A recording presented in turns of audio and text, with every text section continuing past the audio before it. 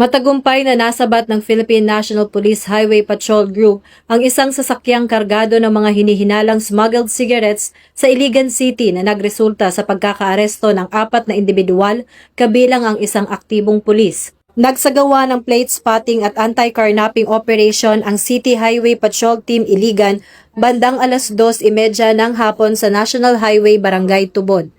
Nang tangkaing pahintuin, tumakas ang isang itim na Toyota Hilux kaya agad itong hinabol ng mga operatiba.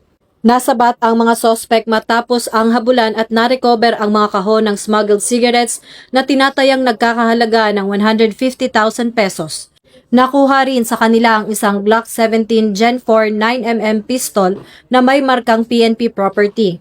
Dinala ang mga naarestong sospek sa Police Station 4 Iligan City Police Office para sa dokumentasyon at pagsasampa ng kaukulang kaso. Ayon kay Acting Chief PNP Police Lieutenant General Jose Melanio C. Nartates Jr., ang operasyon ay patunay na walang puwang sa PNP ang katiwalian at pakikilahok sa ilegal na kalakalan.